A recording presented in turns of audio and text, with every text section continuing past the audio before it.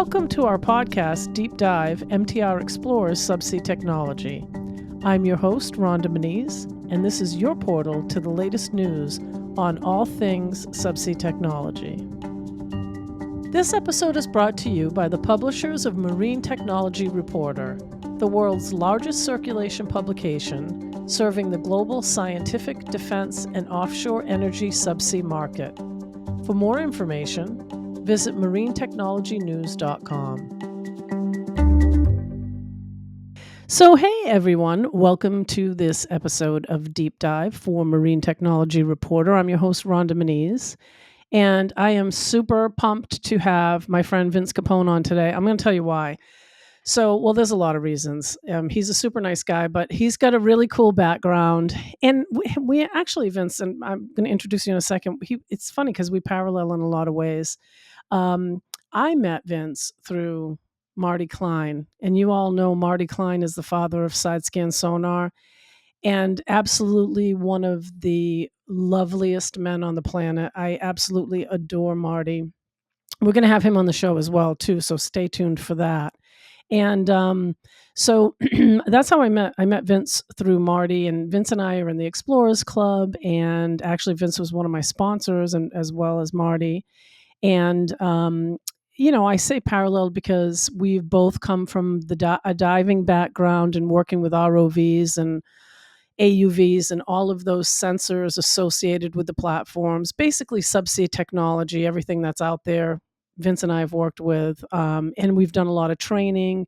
Vince has had black laser training, and he's going to get into that. And and I've trained the military and police and everything. So we have a lot in common. So without further ado, I want to welcome Vince Capone to Deep Dive. Welcome to Deep Dive, Vince. Hey, thanks, Rhonda. I'm ready to dive in. How's that? I love it. I love it. Yes, we had parallel tracks for sure. Looking at your history and my history, it's surprising it took Marty to get us together as late as it did. But he did, and that's the important part, right? Oh, it is. All the stories that you might hear, things that we're going to talk about. If it wasn't for Marty, if it wasn't for Gary Kozak, if it wasn't for Mike Kutzleb at Oceaneering at the time, or an archaeologist named Joe Zarzinski, none of this would have happened as easily as it did. I was always determined to make it happen, but those people made a huge difference. Yeah, they really figured in a great deal in your career. I know that. So that's a good segue, actually, Vince. Let's talk about, okay, so first of all, I always joke around about how I saw Jaws when I was a little kid and became fascinated with scuba diving and sharks. And so that was the first thing I wanted to do when my parents wanted to give me lessons in something. I think they thought guitar, and I was like, nope, scuba diving. I wasn't even old enough to do it yet, but that's how that that thing started for me getting into this.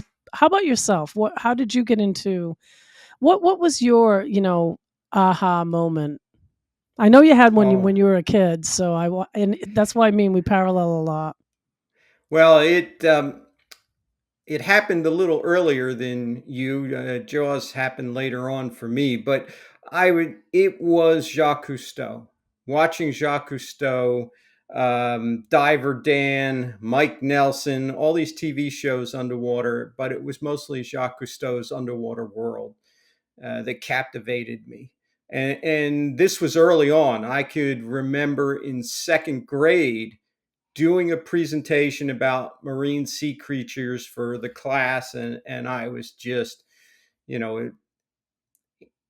captivated and excited to share that. And of course, the class wasn't as excited, but that was the moment. I mean, there was no doubt of where I was going from second grade. I mean, in seventh grade, very presumptive of me, but I designed this underwater habitat. It would have flooded immediately, but it was that those are the kinds of things I was doing, and nobody around me where I grew up, my parents, my family had any connection to the ocean other than we'd go down to the beach when I was a kid now and then.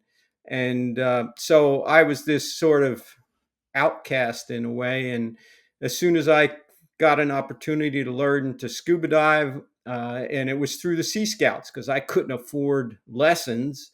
I was working since I was 10 years old. Just fighting my way through everything, and Sea Scouts came along, and I got free lessons. Learned to dive off the Jersey coast, cold water, currents, all the shipwrecks. But so that's kind of how it all came together. Now, you know what? It was interesting because I was going through, you were kind enough to send me some info of your background, and I was going through it. And another parallel here. So when you started out early diving a lot, like I did, and then you got into working with. Did you get into working with the technology ROVs? Did you continue diving for a while? Because I noticed you worked with Chris Nichols when he started the ROV or the mini rover, and I worked with Chris as well, but I worked with Chris after quite some time after you did. I worked with him down on Cape Cod when he had deep sea systems. I worked Yep. over there with Yep. him, and um, so what was that your first foray, if you will, into the ROV technology and the subsea technology? Well, no. It's a longer story. So I did an undergraduate degree in marine science, and part of that degree was to spend 6 months at the West Indies Laboratory in St. Croix, where we were diving every day. And, much to the chagrin of the instructors, at night we would be like sliding tanks under the fence to sneak in night dives when they, weren't watching, waving to them as we walked out, grab our tanks, go out and dive. Um, and so I was just totally, fascinated. And most people were into drinking. I was like, yeah, I drank a lot in college, but I'm here in St. Croix. Let's dive tonight. Forget the drinking till later. Um, so from an undergraduate degree, I went to work for an environmental engineering firm, and I knew that people told me, marine science degree, you'll never get a job. You're not going to do it. And I literally had a job the day I graduated. And I went to work Wow. for this small environmental engineering firm in New Jersey, not far from my home. It was run by a gentleman named Chip D'Angelo, who I'm still friends with. Oh, Again, yeah. another person who helped me along the way. And the first year and a half, I did things like work in the sewers of the city of Philadelphia and asbestos monitoring and all this crazy stuff. But I never lost sight of that marine component. And the owner, Chip, was a diver, and we would go on dive vacations and things like that. So I left them and I went to grad school. I did a marine science degree, and I wanted to do something a little more practical than coral reef ecology and tropical fish, which I loved, but it had no connection to the world around us. If you're going to make a difference, if you're going to do something productive, I thought, well, I'd like to get into fisheries. So I managed to get a scholarship to LSU, and it was like 3 weeks before I was supposed to drive down there. I bought a van, I got rid of all my stuff. I was ready to come down, and I get a phone call from the director. Vince, we fired your major professor. Oh I mean, no. it was said a little more eloquently than that, but I was like, yeah. So he said, you could come down and we'll see if we can find money for you, but I don't know what, and a project, I don't know what to tell you. I said, Oh, what the geez. hell? I already quit my job. I've got it. So I drove down and I started work. I was one of the first graduate students to work in the commercial shrimp industry and doing some monitoring of bycatch and working in the bayous long before the TV shows made them popular. So after that period, I was offered a job to stay down there and work in the fisheries, but the consulting firm offered me an opportunity to start a marine division in New Jersey. So I came back to do that and quickly found that it was not very competitive to do water sampling and this various types of testing, and universities were getting the majority of the work, couldn't compete. So I had put myself through college working for RCA, Radio Corporation of America. I mean, that goes way Yeah. back. Most of the people listening aren't even going to know that company, but little Nipper looking at the phonograph is an Yep. iconic image. And so I knew electronics, I knew diving, and I convinced the owners to buy one of Chris Nicholson's Mini Rover Mark IIs. And basically pushed my way into the industry with that. And I got an invitation from Joe Zarzinski, who was working in Lake Champlain at the time, to come up with the ROV to dive sonar targets. And I thought, what the hell? I mean, So I drove up to Lake Champlain. We met everybody, and we were dragging a sonar through Lake Champlain. And this guy, Gary Kozak, was on the boat running the sonar. And I saw that and I said, I could see more of the ocean bottom in, a day of side scan than I can in 3 months of diving easily. I got to learn Yep. to do that. And Yeah. so I just pestered Gary. He was kind enough. And, I attended his class like 3 different times. And I basically worked my way into the industry. At the engineering firm, I started to do hydrographic surveys. And then the engineering firm was getting bought out and there was a transition and things of that nature. So I went looking for another job, and I started my own survey company called Marine Search and Survey. And I did my first hydrographic survey for Con Edison in New York.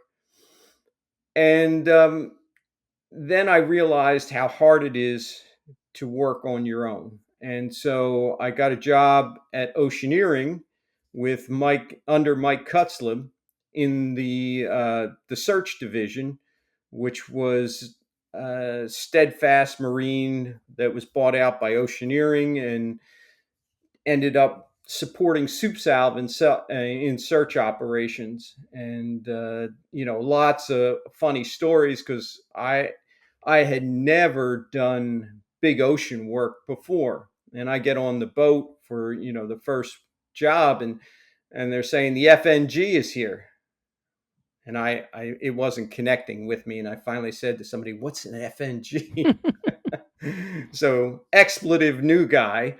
And that was my first exposure to big ocean work. And I stayed with them for a year, and then I went back out on my own with Marine Search and Survey, which ran for a number of years. I also filled in the hard times with land geophysics with a company called Enviroscan, good friends. And they eventually bought Marine Search and Survey, and I transitioned into mostly training, which is black laser learning. And that name was developed over a couple of margaritas in a Tex-Mex place down in Delaware. There's a lot of things developed over margaritas on the back of cocktail napkins. That's how the best projects and the best companies start. Yeah. That's So that's the crazy. Reader's Digest version. Well, it's interesting. Yeah, because I saw that you had worked with Chris Nicholson. I was like, oh my gosh, we do parallel a lot. So, so once you got in your foray into the industry, you started working on a lot of projects. You also did one of the firsts that you did was the first high res multi beam survey for NOAA, right? That was in the 90s, I think, right?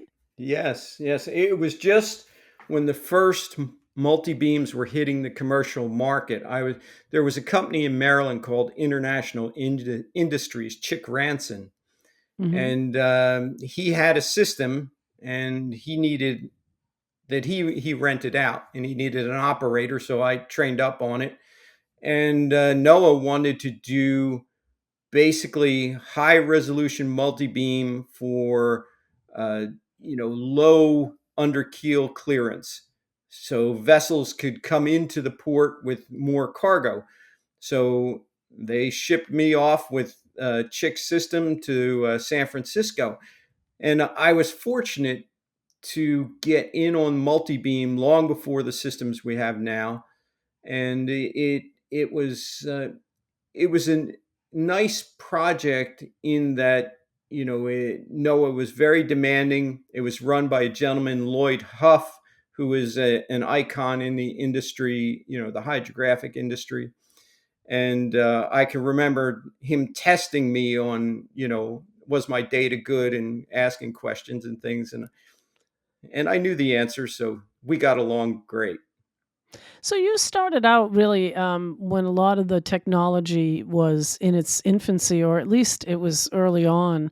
What do for example, you mentioned multi beam and some of the sonar systems. What do what are some of the changes that you've seen over your career as far as the technology goes? Well, to step back just a little bit, I think I've been incredibly fortunate to go from the very basic systems into this new digital age, because you really understand the functionality of systems back before you had computers intervening and doing a lot of the processing. So, when I saw Gary Kozak running that side scan for the first time, we had two car batteries, a wet paper recorder, a machine that weighed, 30 pounds and Oh was the God. size of a footlocker. Oh my And God. that wet paper, I mean, when subsequently I started training people, it would take you a day just to get them to get the image to appear. But Right. because of that, I understood the real basics before we get into transistors and then digital age. So you can look at the progression as, and this was before GPS. We were running Loran C, and when I was with Oceaneering, we would use other systems out in the Gulf of Mexico for navigation, or when we were on deep search, including microwave. We put microwave transmitters in lighthouses, and it was a very different world before GPS. But Right. one of the biggest things first was to integrate positioning into the data. And then we went to thermal paper from these wet paper recorders. We started to get into transistors and better processing. We then got into monitors, and eventually there were no sonar systems. There were computers that were interfaced with a sonar, and that's where we are today. But we're going further in a sense of now we actually have computers doing some of the analysis and some of the adjustments that before we had to tweak all those knobs. Right. You know, it's funny because I can remember saying, there's no way some robot is going to go out there and do my survey for me. And I remember Marty Klein was at Lake George. We were working on some historic wrecks in Lake George, and Marty says, we're going to be able to sit on this veranda and have drinks and send some robot out to do the surveys. And I was thinking, really? And that time came, and then I said, there is no way that a system can detect contacts on its own. We will always need that analyst. And now, with artificial intelligence, we have the ability to, at least on a certain level, detect sonar contacts. Which is really good because because we have all, we have autonomous systems, we have AUVs, we're always collecting such an incredible amount of data. To have humans try to go through that data and analyze it, regardless of what the survey is for or what the data collecting is about, it's just reams and reams and reams of data. And to have humans go through that is almost nearly impossible. And so it's, obviously, I think it's a really good thing that it's going in that direction because machines can do it a lot faster than we can.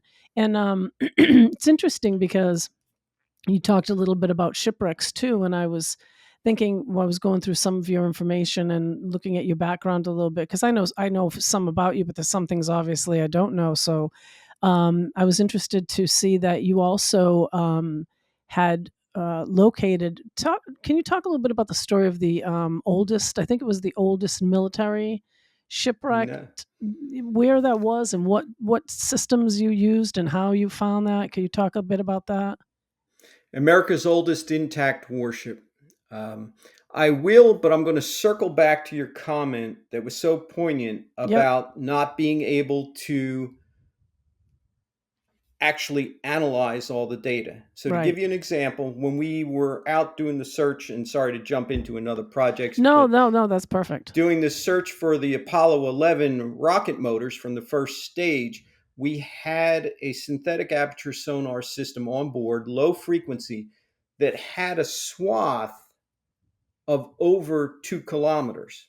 Wow. Now, the resolution was such, and we actually saw this in a test off California, I could see an airplane propeller. Wow. However, when you put that on a screen, you can't see that propeller. It's just because the airplane was a bright dot, and then you zoom in, and then you see the airplane, and then the propeller laying about 10 meters away. Right. So a human cannot take in that amount of data in any efficient manner. I mean, you can stretch it out, and there's things you can do, but so we are in the realm where we do need that AI processing. Absolutely, I agree 100%. And for applications like that, and even as when I was referring to it, I was thinking about I worked with RWSC. I stood up their technology subcommittee, the Regional Wildlife Science Collaborative for offshore wind here in New England. And basically, it's to bring everybody together to take a look at what's going on with offshore wind and then to collect data, see what data is being collected, where the gaps are. I was part of writing the science plan that's sort of going to serve as a blueprint for the rest of the country, I think. And when you're talking to all these different scientists that have been collecting all this different data over the years, Woods Hole Oceanographic, every scientist there and everywhere else up and down the East Coast, it's phenomenal how much the volume. It's just incredible, and you can't imagine. So when I'm thinking about, that's a good point you bring up because it's not only volume, but it's also when you're looking at that data, a dot isn't as a dot is a dot. You know what I mean? You can't look at every single bright dot. You want to, obviously, but what you just were talking about is a perfect example of how I think AI can quickly zoom into those things and pull out a prop, probably a lot quicker than a person could. Yep, absolutely. Yeah. Absolutely. As the blue economy grows globally, Marine Technology Reporter has the world's largest audited subsea audience. MTR offers insights and analysis from researchers, innovators, and thought leaders in ocean subsea commerce, defense, and academia. At MTR, we always stay one step ahead.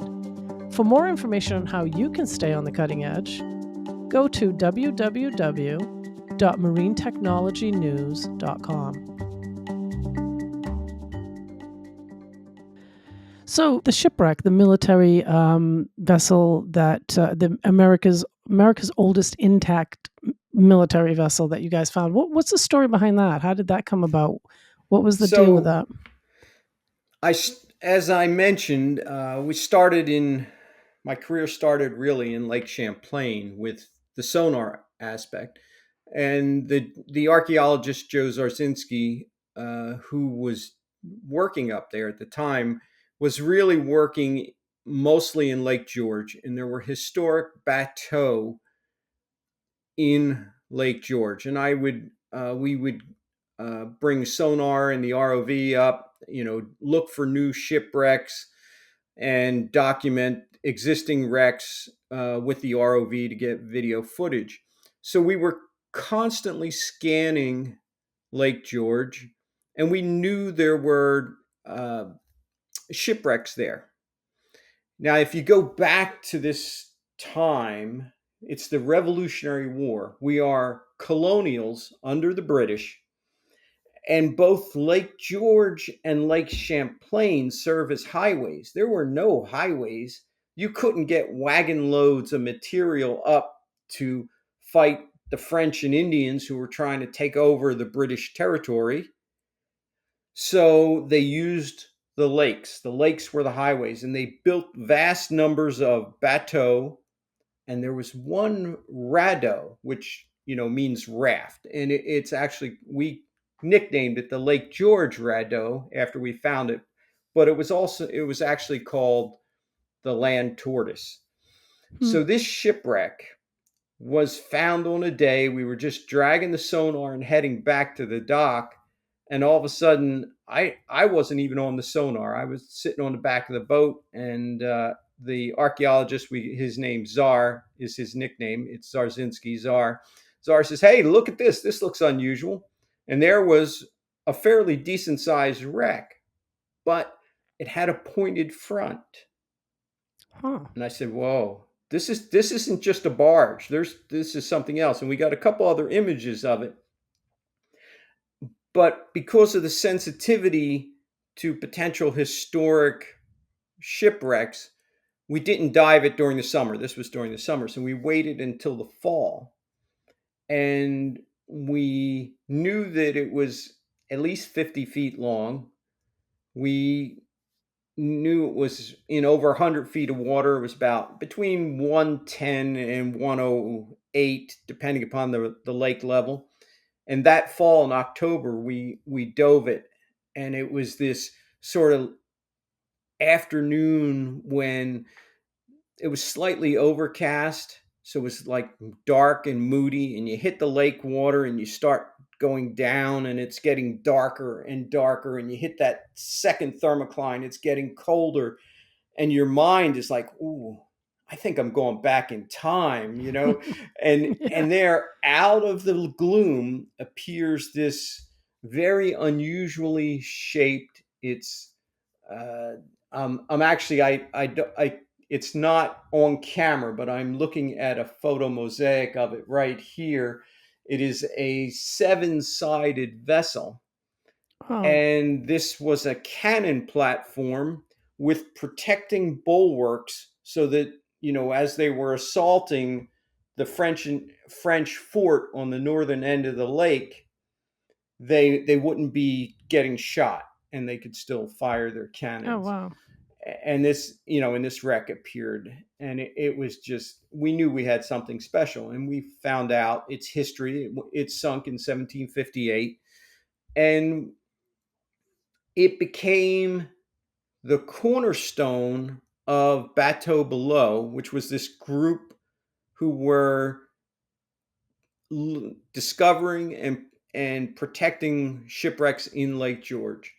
And we eventually did all the underwater measurements. This was before we had, really sophisticated sonar mapping capability.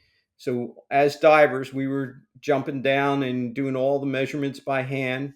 We had a archaeologist helping, Dr. Kathy Abbas, who, Czar at the time was more of an avocational archaeologist and working on his degree. So she came in to help out. We This group of volunteers, these were like busman holidays. I would get a week off, and I'd go up there and help with the stuff, or the weekend. And um, this group of volunteers and I don't remember the exact date. I'm looking, 1994.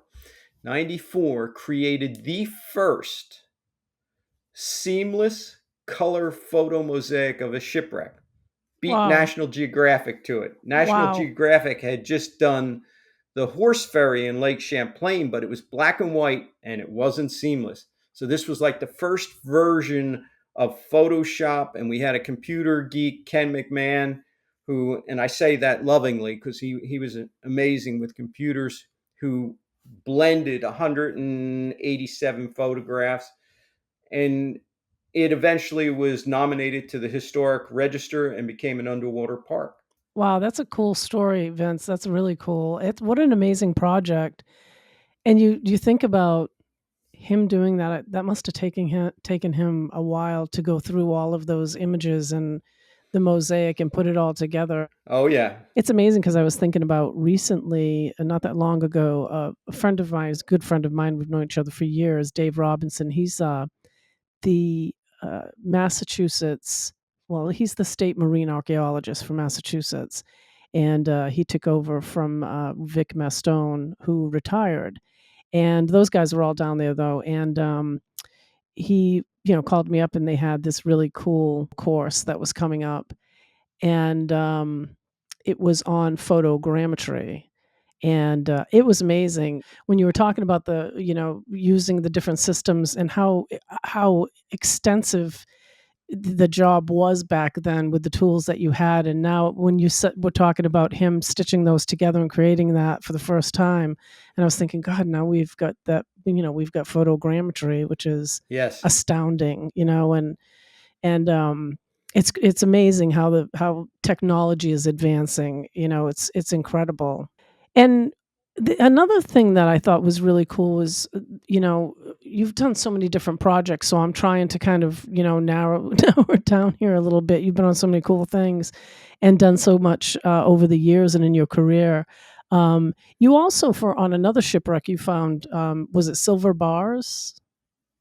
Oh yeah. What was Yeah. that one about? Was that local? Was that another one here on the East Coast, or? No, that was in the Gulf of Mexico. I was uh, desperate for work, and I got a call from a guy and said, "Listen, we had a shrimp trawler that had hooked into a wreck, and when he dumped his net, there was a black encrusted block, and they went to kick it over the side. It broke open, and there were silver coins. We want to find that." Wow. And I was like, hmm, okay, yeah, I can do that. I was the FedEx guy. Yes, I could do that. How deep is the water? And it was like roughly 300 feet. Okay, sure. And I hung up the phone and I started making calls to friends, and I pulled together a sonar system, a reel of wire, and I still had the mini rover ROV, and I told the shrimper to we went out on his boat. I said, get on your track. He had the track saved in his little plotter. He didn't have positions or anything. He had no idea where on this 15-mile track he had hooked the wreck. And so I got the sonar down, I adjusted it, and I'm looking, and I noticed I could see his drag marks. His drag marks, we were only, a couple months from when this happened, and his drag marks were still in the bottom. And so I steered him by his drag marks, just giving him course corrections. And I kept the drag marks on the sonar. And the bottom is just, there's nothing there. There's a couple smudges here and there. And then there was this slightly darker smudge. And I noticed the trawl doors came together like that, and that happens when you hook a net into something. So my commercial fishing experiences at LSU were very helpful. Come together, and then it broke free and the trawl doors went back out again. And I said, doesn't look like a wreck, but that's it. And so we made a couple of passes, got the position. The next day we dropped the ROV down, and come to find out, Uh, the El Cazador, which went down in 1784, had been found, and that the loss of that treasure was what probably doomed the state of Louisiana to turn from the French over to the colonials, Wow. because the French, that was payroll for the French, and they were stretched for cash because that was the Louisiana territory, and without that funding, it became part of what is now the United States. It's amazing. You think about the history, all the shipwrecks around, just in around the United States alone, in our waters off of New England even. It's just there's so many wrecks and so much history, and the technology over the course of the years that have been used and how it's advanced. It's just a fascinating.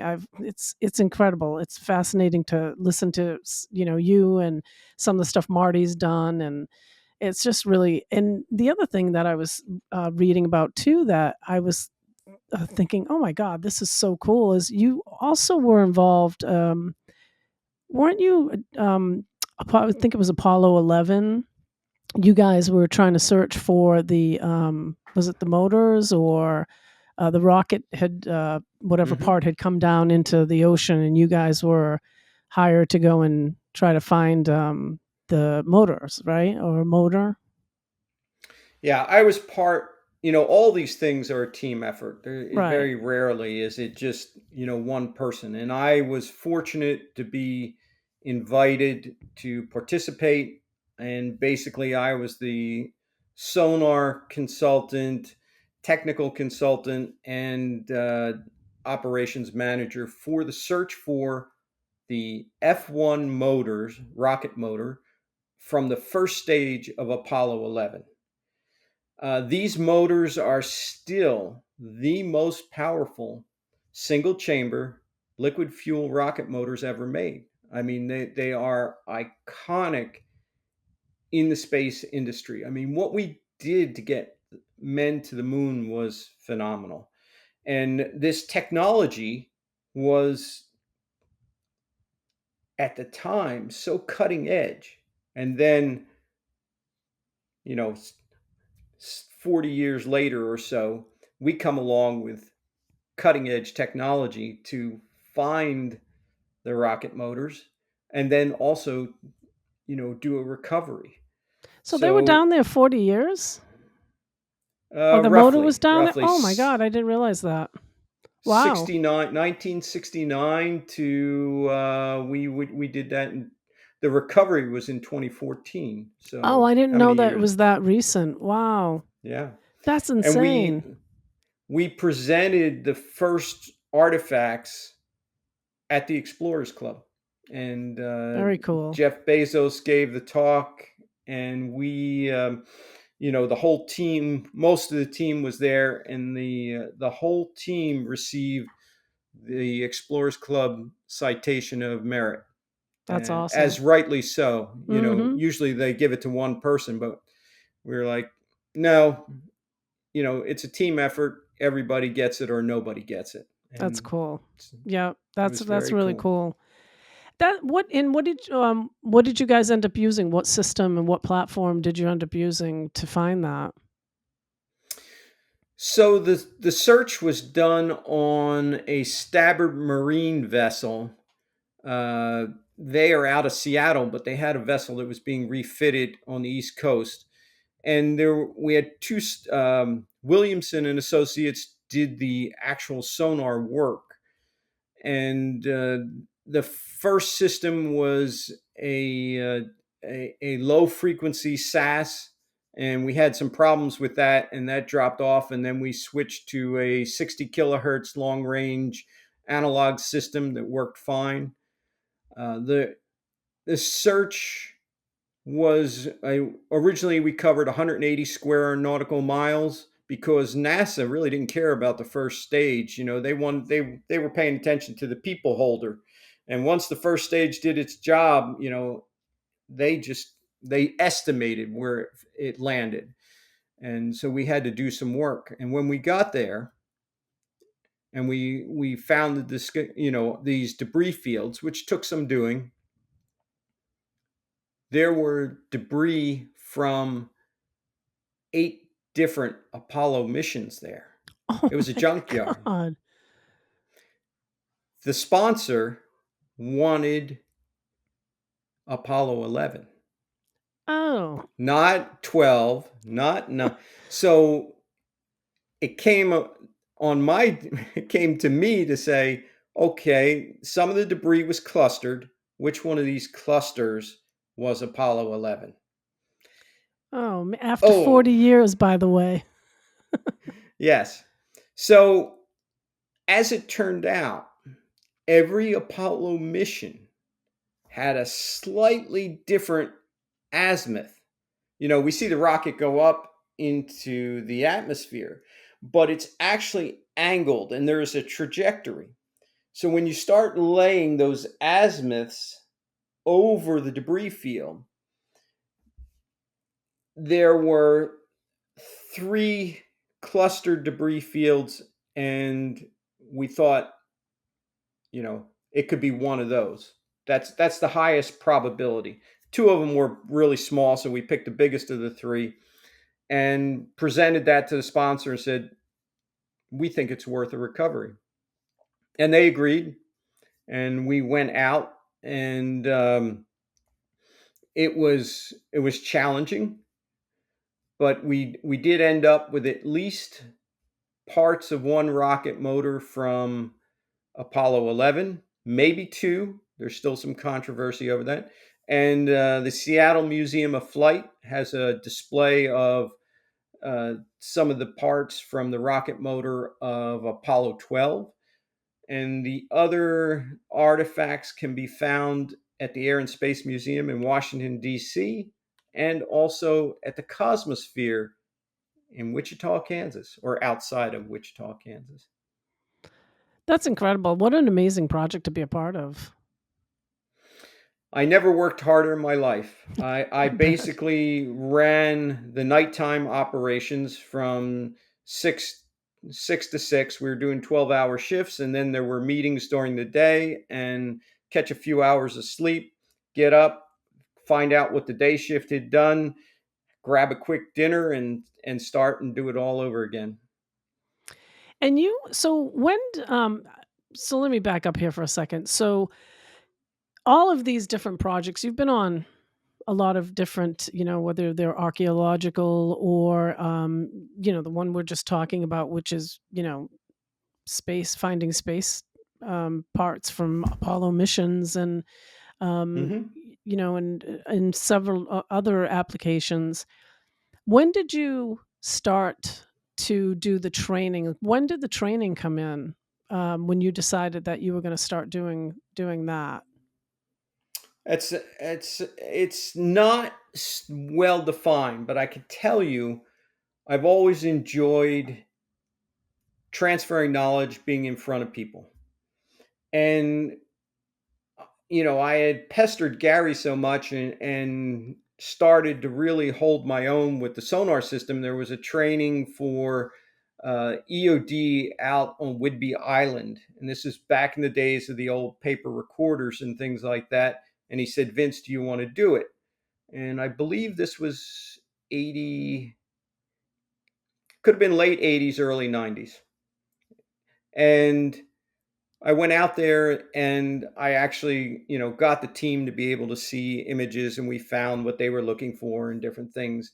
So every once in a while, when training came up for Klein that Gary couldn't do, this is when he worked there, obviously. I would be asked to do it. So I was doing these little intervals of training.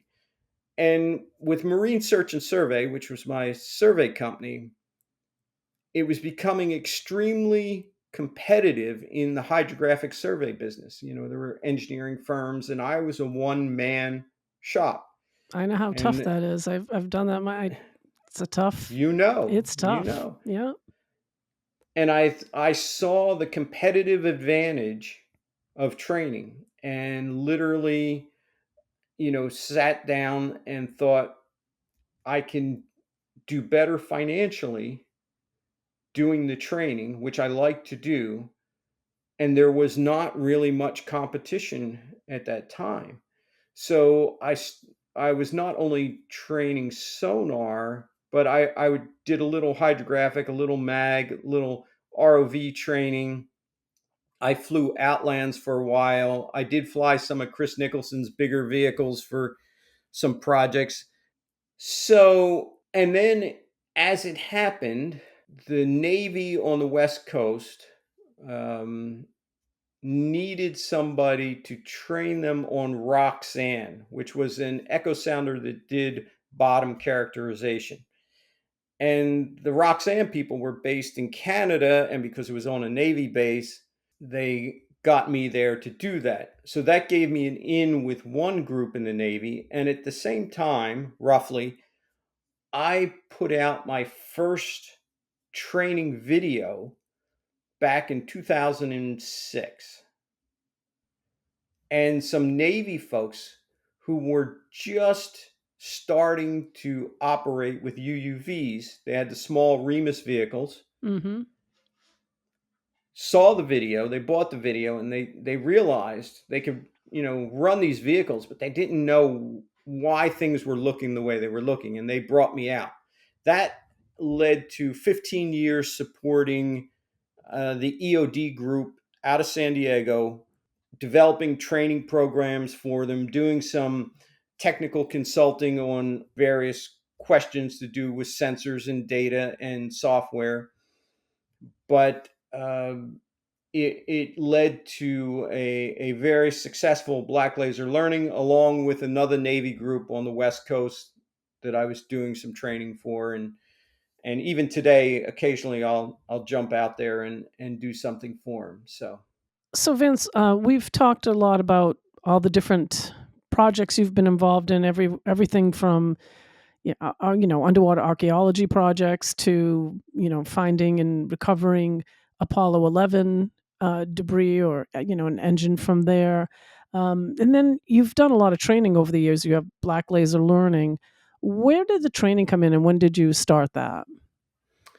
So the training started out sort of as a sideline when uh, I had developed a proficiency with the Klein sonars, and when Gary couldn't do the training, they would ask me to do some training for them. And I can remember the first time was an EOD group out at Whidbey Island with the old wet paper recorders, and they were happy because I got them to be able to see what they needed to see and find what they needed to find. So that sort of planted a seed. And eventually I would, every now and then train for Klein. Then other groups occasionally would ask, for some training, and I would do that. But I had produced a series of videos, training videos, back starting in 2004, but the second edition sonar one, which is the one that really put me on the map. That's the autonomous vehicle video that you're holding up there. Yep. Uh, that was done with Art Trimbanus from the University of Delaware, but it Yep. was the second edition sonar video that literally, last count, probably 850 worldwide in terms. Wow. The the laboratory that supports the Navy in San Diego, and it's gone through a number of names, and they got a hold of one of the videos. And this is just when EOD was using the small Remus vehicles. And they realized they could run the vehicles, but they really didn't know how to analyze the data or what was causing the data to do certain things. So they brought me in for some training. And that training was successful, which turned into 15 years of supporting the lab in EOD. I developed and for a while did all the teaching of the sonar aspects of the UUV course that they ran. They have a UUV course that everybody goes through, and before anybody went out to the Persian Gulf. There were, they have teams out there consistently. They would go through training. So I developed these training programs, basic, advanced, sonar, SAS, things of that nature, and also acted as a technical consultant to the lab where I would work on sensors and software, integrating software and things like that. So that was that was the major component, but I also trained diversity of groups, and there was another group that also needed training, a Navy group out on the West Coast, and I would help them out with 2 weeks of blocks of training. I also developed the hydrographic and sonar training for the underwater construction team training unit, which is up in Port Hueneme. And so I was pretty on a pretty regular basis going out to California doing this training, and also training at Stennis, Nomwick at Stennis, ran some sonar training out of Gulfport for the iHemp hydrographic course. So, there were just a whole series of training events. But the hydrographic market got so competitive that it was a commodity. Lowest Right. price, they didn't care, who did what. And it was harder and harder as a one man show to compete with engineering firms and things like that. So I knew I had to change, and I sold marine search and survey and dedicated my major focus to training, and that was the birth of Black Laser Learning, more training videos, and it was quite exciting. I enjoyed doing it, but in between, I still did some projects. Right. Now, can you talk a little bit about what you on the training side of things? Because again, paralleling, I've done worked with the EOD guys on ROV training and a lot of different police and fire departments on underwater forensics, which is one of my specialties. Um, could you talk a little bit about the importance of training? Because I think a lot of people really don't think about it. They get the training when they buy a system. If you buy whatever the ROV is from whatever that manufacturer is, they get that training, and then the ROV. I find this happens a lot with like police and sheriff and fire departments that I've worked with. They get trained for 3 to 5 days, and then they put it up on a shelf, and they next time they need it, they're trying to figure out how to plug it in. So, can you talk a little bit about the importance of training? Because I think training beyond what you get with a manufacturer is really very important. That is a subject that is quite, I would say, not a sore spot, but a it took a lot of effort to develop the acknowledgement that training was critical to the process. I mean, as you said, manufacturers would, do this short little training course, and there you go, you're off on your own. Right.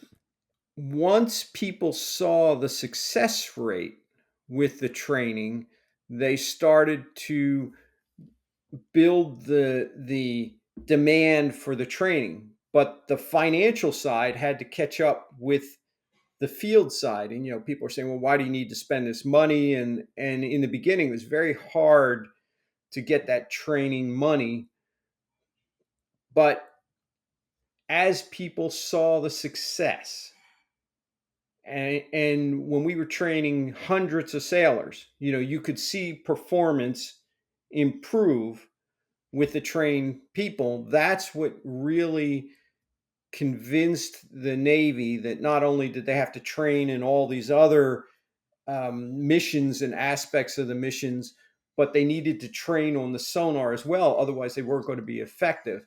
Right. So that struck home, and to this day, they now have a standardized training pipeline. And but training has always been the stepchild. People always have money to buy equipment, but they you don't necessarily think about the training. And like you did, you worked with a lot of police and rescue groups and things. And I have done that with a variety of systems. And the one thing about Black Laser Learning is we were a non manufacturer specific training entity. So people also felt like they could get training that didn't have the manufacturer's slant to it. If this widget was wonky, I would say this widget is wonky, and here's what you have to do to get around it, or whatever. So that's part of the success of Black Laser Learning too. So one of the things I was thinking about when, as far as the training goes, and you're right, as I'm listening to you talk about it, I think that people don't realize, that it's fascinating to me that they spend all this money on purchasing this equipment, and they get that initial training from whoever the manufacturer is that provides that training, which is very minimal. And then they just, like I said earlier, shelve it, when really if they really want to get the most out of this particular platform or those particular sensors on that platform, they really need to do continuing education. And especially with when I've worked with the EOD guys as well, and the police departments, there's always new people coming in and people leaving. So to me, the educational part is really an integral part of being able to use the system, use it properly, get the most out of it. And there is a need for updated training and continuing education, and I'm sure you feel the same about that. Oh, definitely, definitely. It has to get integrated into the program. I mean, there's such a demand signal for people's time, and they have to build the time into their system to do the training.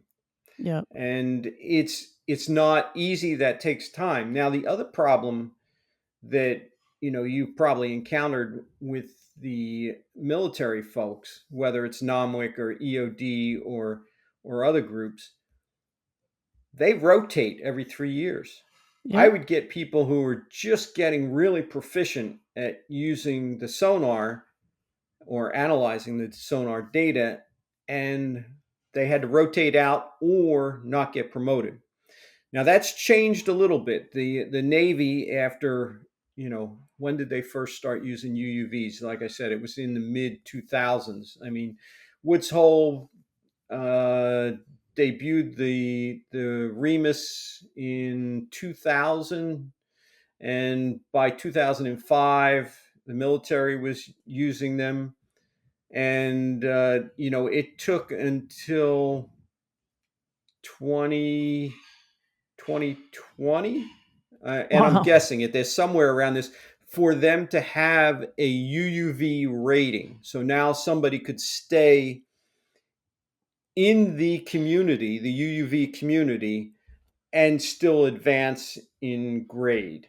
So it takes these organizations a long time to adapt.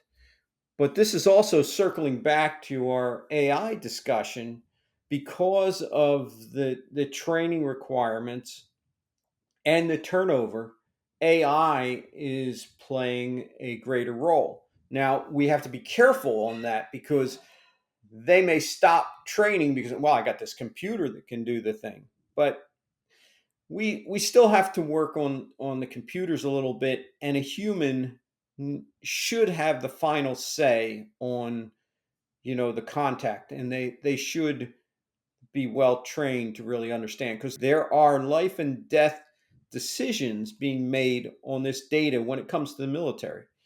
There are you know families in distress when it comes to police and fire rescue, and other folks who search for drowning victims. There are some groups that, in very cold water, that if they can get to a victim within, they said, 20 minutes, they consider it possible recovery. They actually have a recovery procedure. They have boats stationed on these reservoirs, and that's Colorado Parks. Great group of guys out there working, and I did some training a couple of times for them. So the training is important, and even with AI, continues to be important. More importantly, you have to train the AI properly. It's very easy to build biases into these automated systems unless you really understand what what you're trying to do. And in conjunction with the Navy, I was fortunate to work with some folks at Johns Hopkins uh, physics lab there, and helping them understand which parameters were important as they were developing their own AI for various customers. And to your point about having, um, us train humans train I agree with you 100% on that. And I think people get nervous that AI is going to take over their job when, in fact, it enhances the job. And there should be, in most cases, a lot of cases, still a human in that loop because there still are things that humans can do that AI might drop the ball on. So they can do things faster, processing data and things like that. But I remember talking even about whale identification in the field. And it's always, NOAA will use all this technology, but they still want an observer. They still want a human in the loop. And I think we're going to find that with AI, that's going to be a part of it. You just might not need these very big, expensive ships with all these crews and all this, all these people. It'll reduce the size of things and things will be autonomous, but you'll keep that person in the loop in a lot of cases. Now, are you still training? Where are you now, and what is you doing going forward? I am still training. I am not training on a. I am still training. I am not training at the level that I was training before. I only take on a few select customers, and I wouldn't call it full time. If an interesting project were to pop up, or a customer that I know would really benefit from the training, I got a call from the New Zealand Navy last winter, and they said, "Will you come out and train us?" And I said, "Sure."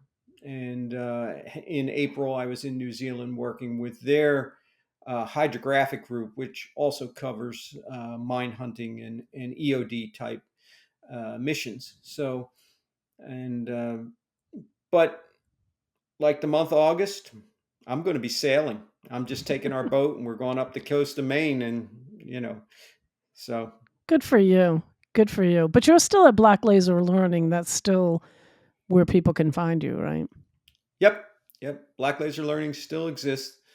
And there is a new series of products. I can't seem to keep my hand out of the business. I have now migrated to an online video system for where people can rent or purchase training videos. And I just completed a, hydrographic marine technology series, and I've got some on hummingbird for using, fire rescue, or sheriffs using that. But I am working on a new series of videos from very basic to advanced on side scan sonar. Basically, a culmination of everything that I've learned.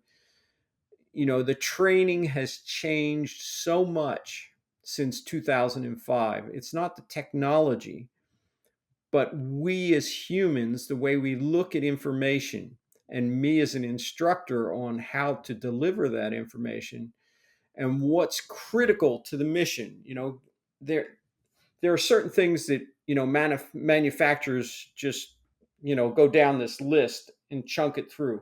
Right. But is that really critical to the mission? I mean, my job is this. Do I have to know all this other stuff? So the new videos that are going to be coming out this winter on side scan sonar are going to be what I call mission based, and it's focusing on just some basic principles and what you need to know, and hopefully sometime this winter they'll be ready. And that's on the Black Laser Learning TV site, which is a Vimeo site, and I figure side scan sonar I should be able to cover in about 35 modules. The other part of it is not to have really long modules. Things are shorter and quicker these days. So the old video, just, format doesn't cut it anymore. So how do people get that? Like, how do they find that if they want to? They just find your Vimeo. It's linked through my Black Laser Learning website.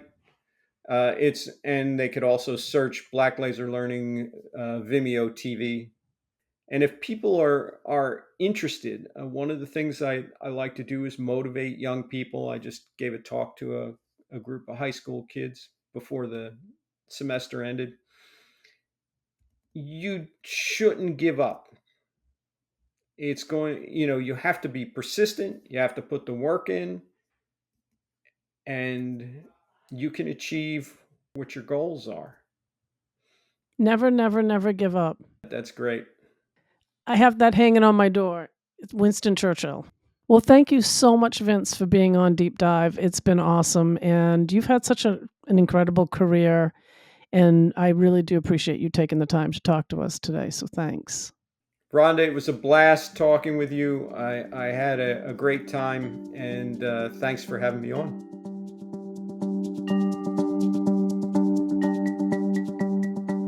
This episode of Deep Dive was brought to you by the publishers of Marine Technology Reporter. Interested in being a guest or a sponsor for Deep Dive?